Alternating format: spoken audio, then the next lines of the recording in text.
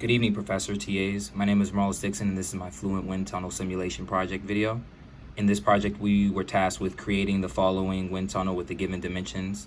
And within this wind tunnel, we were given a specific inlet velocity of 10 meters per second. And we were then tasked to find property contours of pressure, velocity, temperature, total pressure, total temperature, and dynamic pressure along the whole system.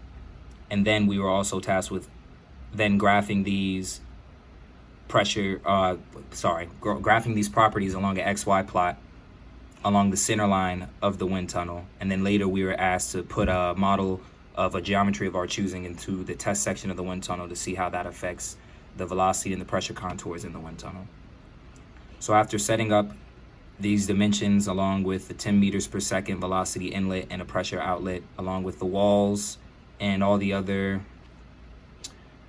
constraints that we need for our system to run it in Fluent, I have this here. This is my outline of my wind tunnel. This is the center line of the wind tunnel that we need for the third part, or the second part rather. And I've established 6 different property contours along with 6 different property plots along the center line of the wind tunnel. And I will show each of those.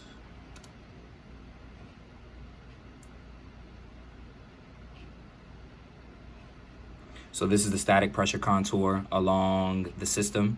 As you can see, the static pressure is fairly constant in the test section, and it tends to drop in the nozzle section of the wind tunnel and then tends to go back up again as it's exiting the test section and is going into the diffusing section of the wind tunnel. And this is to be expected simply because the velocity of the airflow will accelerate in a nozzle and decelerate in a diffuser, and that affects the dynamic pressure. So if the dynamic pressure goes one way, the static pressure will have to go the opposite so that the total pressure or stagnation pressure can remain constant. The next plot I will show you, or contour I will show you, is the velocity contour. And as I said previously, with the different velocities, notice how this velocity is increasing as it's coming into the nozzle and then decreasing as it's exiting the diffuser. So the velocity and the static pressure contours will have similar trends in that aspect. It's also interesting to note that the static temperature and the total temperature remained constant throughout the experiment, although the actual contour is really fletched with different colors. The actual axis shows that the temperature does not change, and same thing goes for total temp as well.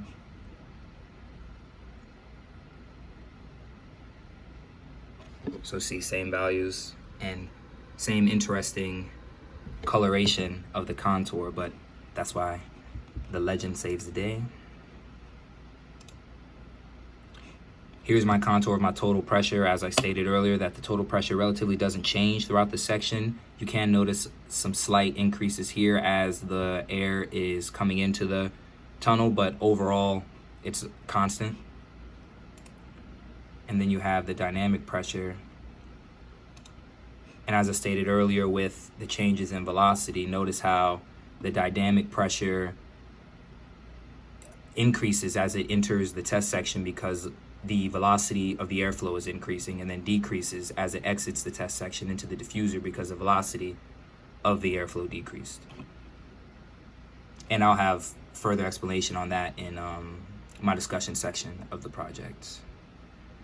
Similarly, we had to plot the XY properties along the center line, and the same trends can be seen there.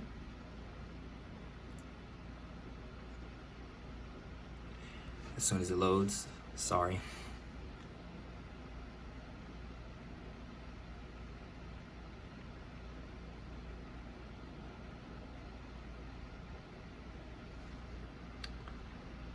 Okay. There we go, computer being a little slow. So this is the plot of the static pressure plotted on XY along the center line that I previously talked about. As you can see, the static pressure tends to decrease as the airflow enters the nozzle, flattens out as it's in the test section, and then goes back up as it exits the test section and goes into the diffuser because the airflow slows down, thus dropping the dynamic pressure and thus causing the static pressure to have to increase. Similarly, the velocity increases as it enters, constant in the test section, and then decreases as it goes to the diffuser. As previously stated, the temperature remained kind of constant. Here you can see that there's a bit of jumping in the plot, but overall the temperature remained within the same region, or what I would say that it remained the same value. Same thing goes for the total temp. I'll just skip total pressure for now, and total temp is the same value. Going back to total pressure, the total pressure, there was a noticeable little drop here that I noticed in the scatter plot, but relatively it remains the same. Like it drops maybe what, 10 pascals. So and then actually that's interesting to note that it's interesting to have two different plots for this, because the XY plot will actually show that there's actual numerical drop rather than taking the contour for face value, because this green just looks like the same color green throughout. What was next? Oh, the dynamic pressure. And as I stated before, with the correlation between velocity, dynamic pressure, and static pressure, the velocity increases, the dynamic pressure will increase. So in the nozzle section, when the airflow is accelerating, the dynamic pressure will see an increase. It'll be constant in the test section, and then a decrease within the diffuser section of the air tunnel, of the wind tunnel. So that was my parts 1 through 2. Now I will bring up the part where we had to use a model, and while it's loading I can discuss which model I chose. I chose a circle for no particular reason, really, just wanted to use a circle. And I chose the diameter to be 0.188 meters, such that I can stay within the 7.5% blockage ratio, like acceptable range, because you don't want a model that's too large that cuts off or chokes the airflow within the test section of the wind tunnel.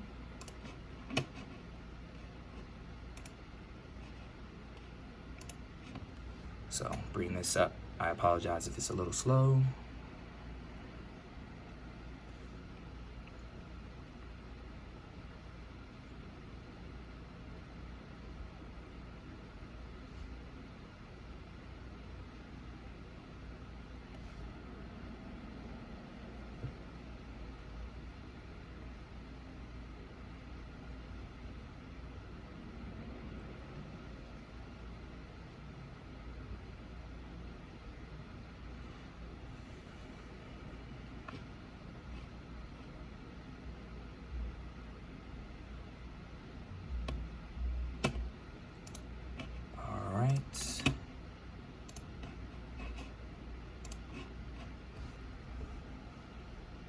Oh, and my 0.188 meter diameter model size was based off the assumption that the test section of the wind tunnel had a square cross section, each with side lengths of 0.6096 meters.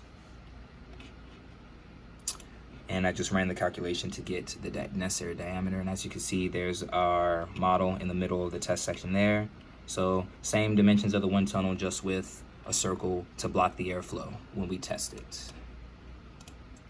So now post-testing, as I stated in my discussion as well, most of these results were as expected. So if you put a blunt body in a wind tunnel airflow, you would expect, stagnation points to appear, a wake region to appear behind the model that's actually in the wind tunnel, and the pressure contours will show just that. Or not the pressure contours, the contours period will show just that. But the static pressure contour, as you can see, there's a stagnation point at the model on the front side here, but also there's a low pressure region / wake region in the background due to flow separation of the blunt body in the airflow. And then a similar idea is seen in the velocity profile. You can clearly see that we have a wake region here where the velocity is almost at its lowest. And then also here at the stagnation point.